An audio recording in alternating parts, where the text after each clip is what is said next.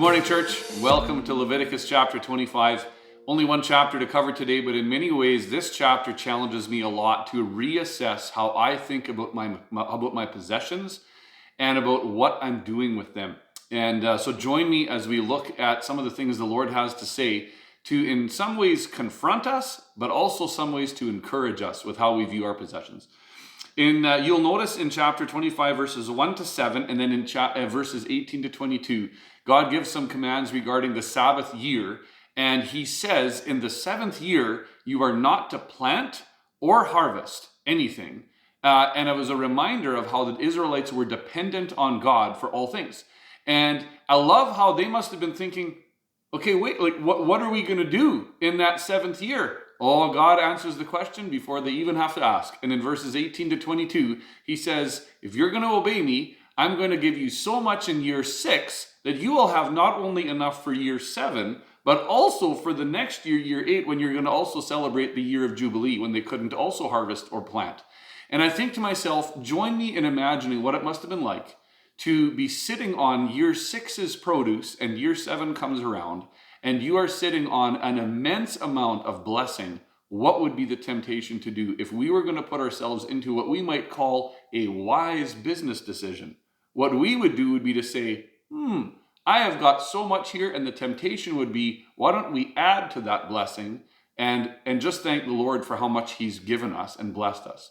Friends, we must be constantly on guard against an attitude of materialism and greed. When we happen to have great success in our businesses or our farms, is our first thought, what can I get for myself? Or is our first thought, how can I repay and give thanks to the Lord by being generous with what he's given me? Something good to ponder as we consider that. And then in verses 8 to 55, we've got the year of Jubilee described by the Lord, and I just love this year of Jubilee.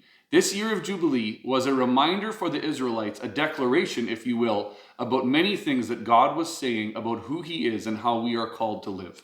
The first one, God is declaring that he is a God of new beginnings and fresh starts. It was a reminder for the Israelites that every 50 years, they could have the hope, the joy of looking forward to that if something had happened to them during those years, that they were disadvantaged for some reason, they would not be in that place in a permanent state. There would be a year to look forward to where they could have a fresh start. Friends, that's described in Hebrews chapter 8 and Revelation 21 about how the Lord is a God of fresh starts and new beginnings, and we can celebrate that with him. The second thing that God is saying is that we are actually going to leave behind at some point our earthly failures as well as our successes and achievements. And we need to remember that this life is temporary. Deland talked about that yesterday a little bit when we were discussing the Feast of Tabernacles. We must never forget that our lives on this earth are temporary, and the blessings, specifically as we call them, maybe physical blessings, are also temporary.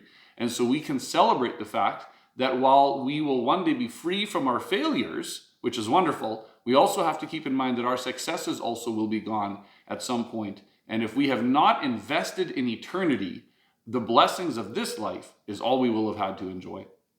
The third thing, that our lives are temporary, and that's a little bit tied to what we just talked about, but in Psalm chapter 39 and Psalm 90, we read two different times about how we are reminded to remember that our time on earth is brief, and that we are called to ask the Lord to help us number our days that we could live wisely. Friends, our time on this earth is short.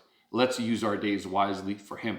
And the fourth thing, that all things belong to God. In Psalm 50, we are told again and reminded that everything is the Lord's. The earth is his, the cattle on 1,000 hills, everything is his. And we do well to remember that everything is his. And so a few things that we can maybe ask ourselves and ponder here today about specifically how God called us in this chapter and reminded us to think about communal wealth and prosperity. What do I mean by that? When we live our lives, are we tempted to view our possessions as belonging to God or to me? Ask God that question. Lord, show me if my attitude would reflect a behavior that comes from believing that my things are yours or mine. And along with that, we could ask ourselves, how often do I think about my neighbor, my friend, a fellow believer at church, in regards to living with an attitude of generosity. And maybe ask the Lord, Lord, is there a step of extreme and great generosity that you would want me to do for your glory and to be a blessing to someone else? And thirdly, Father, we could ask this question, Father, am I thinking more of others sharing with me, or am I thinking more of how I can be generous and share and be a blessing to them? Friends, I think we must agree, in our society of great wealth, great privilege, this is a constant temptation for us. And this chapter reminds us to remember who is the source of our blessings and how we are called to be generous and be a blessing with them. Friends, enjoy your day with Jesus.